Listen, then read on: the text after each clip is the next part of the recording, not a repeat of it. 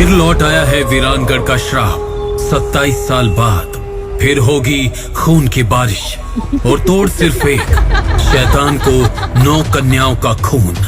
कुएं की गहराई में सिर्फ अंधेरा नहीं है, कुछ और भी है जो जाग रहा है। विक्रम ने वीरानगढ़ में पहला कदम रखा ही था कि वहां की हवा में एक अजीब सी ठंडक छा गई। उसकी नानी का एक रहस्यमयी खत उसे यहाँ खींच लाया था। जब वो पास के जंगल से गांव की ओर जा रहा था, उसे कुछ अजीब सी आवाजें सुनाई पड़ रही थी, जैसे कोई उसका नाम पुकार रहा हो। पहले तो कुछ दिखाई नहीं दिया, फिर अचानक एक लड़की सामने आई। उसके चेहरे पर एक अजीब सी मुस्कान थी। तुम आ गए विक्रम, तुम्हारा ही इंतजार था। विक्रम कुछ समझ पाता इससे पहले ही उसकी आंखों के सामने अंधेरा छा गया और वो बेहोश हो गया। जब उसे होश आया तो उसने खुद को अपनी नानी के घर पाया।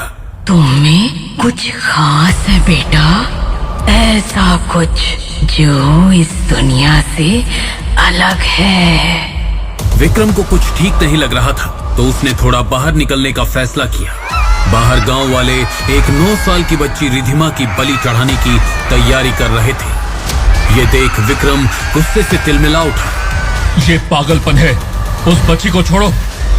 गांव वाले अचानक घबरा गए और उनमें से एक ने कहा, अगर बलि नहीं दी गई तो कौलिक का श्राप गांव का विनाश कर देगा, समझे?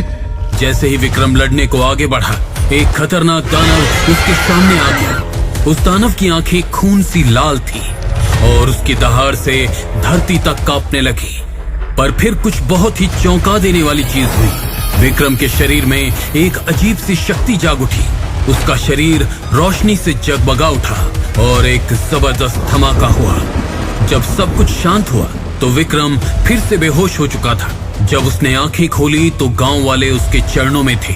रक्षक लौट आया है, रक्षक लौट आया है। विक्रम का शरीर अब भी कांप रहा था, लेकिन उसे अब पता चल गया था अगले 27 साल का चक्र पूरा होने वाला था और अंधेरे में कुछ जाग चुका था। पर आखिर वो था क्या? क्या है इस गांव की कहानी?